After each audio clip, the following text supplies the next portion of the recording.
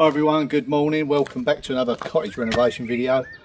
Before we kick off in here, I've got a few little tasks I need to do outside. We had a terrible storm last night, but it did clear the air and we had a good downpour.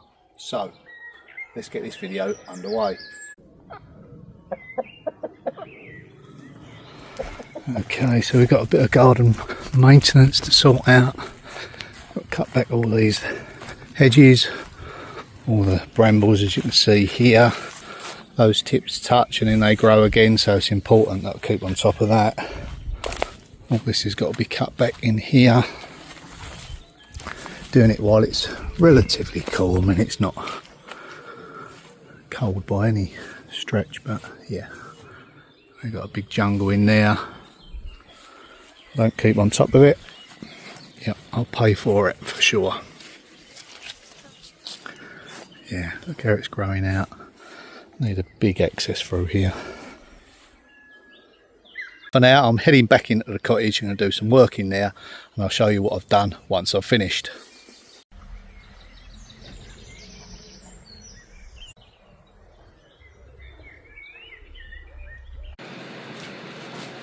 So yes, it's great news, I'm back online. Now, unbelievably, that temporary setup that I've done around the back of the cottage, just literally plumped the dish down on a little makeshift scaffold. We had really high winds last night. Admittedly, I slept through it because I was rather tired. Yeah, it was earlier on in the night, and Tom said there was things flying around everywhere. He's never seen so much lightning and rain in one go, and I slept straight through it. But when I got up this morning, yeah, it was chaos everywhere. Everything had been blown over, and it was metres away, the stuff that had been blown around. So yeah, quite a fierce storm, and that did not budge, so I was rather lucky there. Okay, right, I'm just going to get this colour matched and then we work on to a different area. Now that I've got it green, when I start looking around and think, right, that's got to be painted, I just want to get it coated up now. Doesn't take long.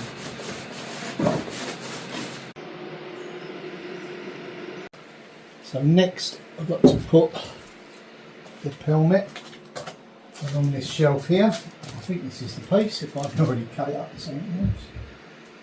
Yep, that was that.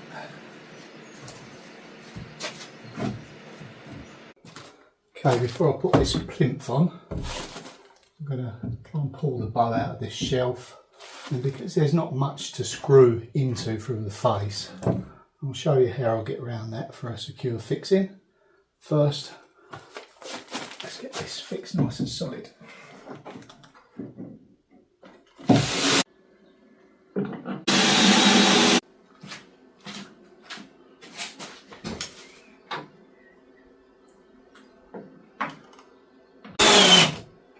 So when it comes to fixing into there, I mean, I can do it that way, but I think a much better way will be to fix a block like that down there from above, and then when we come to raise that up, we get a secure fixing into there.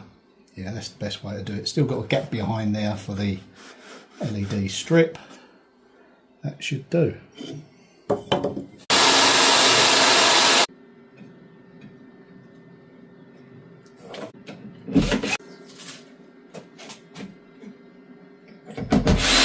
So next we've got these two meeting together, not quite flush, so I'm just going to clamp them shut.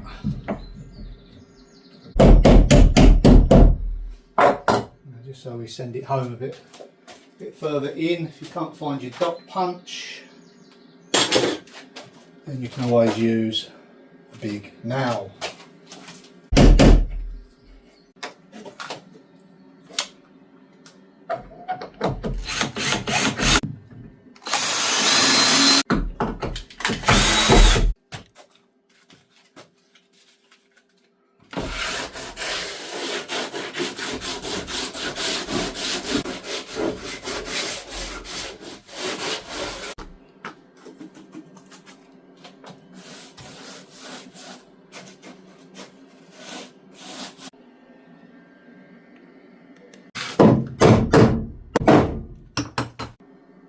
Okay, whilst the paint is drying, let me show you what I've got up to outside.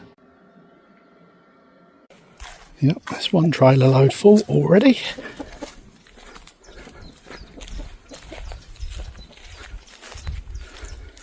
Cleared all of this.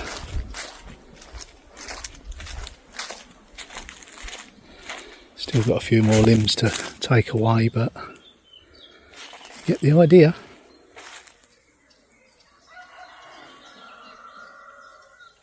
Now, it was vitally important that I've got this area cleared because I've got to do some work on the outlet of our FOS tank. I need to put a valve on the end.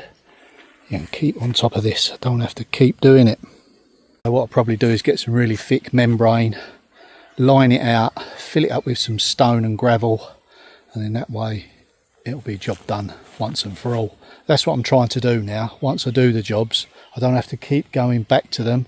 So I'm trying to future-proof them, and then that way it's going to cut down on the work, isn't it? Now the brambles were out to this point, taking it right the way back. So now we've got our walkway back once again. That's how it was over 10 years ago, and gradually these creep over, don't they? Still left this because we've got lots of fruit on it for the coming year. So once we've had all the fruit, then we'll cut that right down to the ground.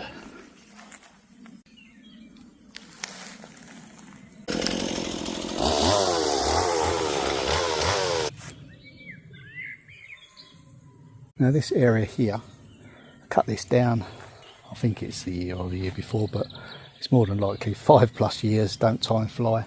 Cut it right down to the ground, and the plan was I was going to move the caravan over here. Nice secluded place. And yeah, tea and coffee in there. It's just handy for this end of the garden. So that's probably going to be the plan. I'm going to move the caravan from over there. Once I get it emptied, yeah, we'll get that over here. That'll free up the space over there, tidy the area up, and it's all starting to fit together, my master plan. Well, even though we had a good downpour last night and a storm, the heat is intensifying once again. Don't think it's going to be as hot as it was yesterday. It was 40 plus, and the day before, probably the day before that. So yeah, it's been a real battle really, try and get things done in this heat. Just trying to pace myself at the moment. I think once the ground hardens up again and I'll get all this cleared, I'll get the caravan positioned in here, maybe put some hardcore down first. Yeah, that's probably a better idea. Membrane again, hardcore, gravel, so it doesn't sink, and that's where it will stay for a little while. I'll probably just trim this up a little bit more, I think. Take that off at the base so it's in line. Just so I've got a nice clear, easy cutting access with my push along mower. To come out and pick some more fruit later.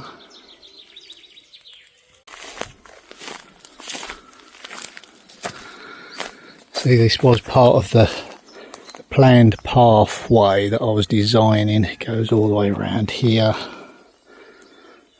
and down that way. Now it's pretty much opened up, just got to get rid of these limbs onto the trailer. Yeah, it's just nice to walk all the way through the garden, all different little tracks.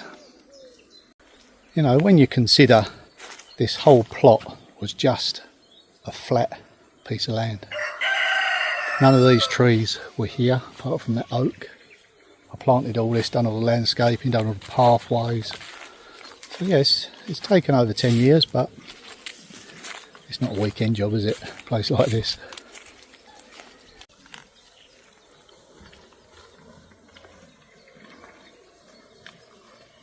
I'll be going down the tip a little bit later on, but for now, let's head back inside the cottage.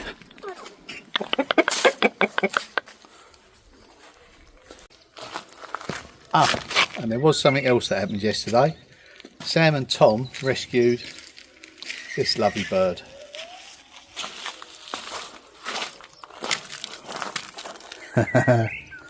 Where did you find him then? Well, it was along the line and his mum was with him.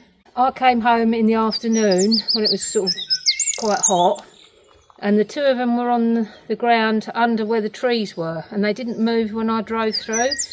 So I slowed down and I poured out some water, the water bottle, near the parent bird, and this bird was just a few metres away. Feeding you.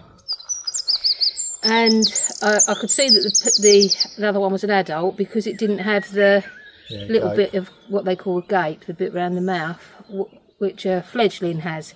Now this bird's fledged the nest, it's got all its flight feathers, and its parent would have been taking it out to show it how to eat, catching... Does that mean we've got to go out to eat and show it? It does, yeah. Catching bits and bobs. We're off to the restaurant. And showing it how to catch him itself. So when I went out later, unfortunately, the parent bird had been run over. Oh. And this poor little thing was still at the side of the road and gasping for air. So I thought, well, I can't leave it there. No. So I got out and gave it a drop of water straight away, and it opened its mouth for it. Yeah. It's a bit unsteady on its legs, but its wings, it hasn't been hit by a car or anything. No, it'll be alright. And it's just weak, I think, because it was out there in the heat without getting any food or anything. Yeah, I'm feeling a bit weak in this heat and all. So me and Tom have been feeding it cat food until we can find something a bit more suitable. He's going to try and dig up some worms today, I think, because we did have a storm last night, so the ground's wet. Yeah, he spent the night in the greenhouse in a box, and he's doing better since we fed him. Right, I'll let you get on with him then. Thank you.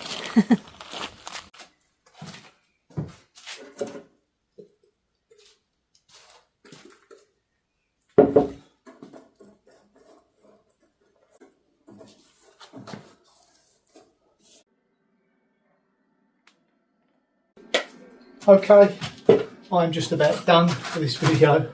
I'm off to the tip now to unload the trailer. It's been quite a long, hot day, and I'll see you all tomorrow.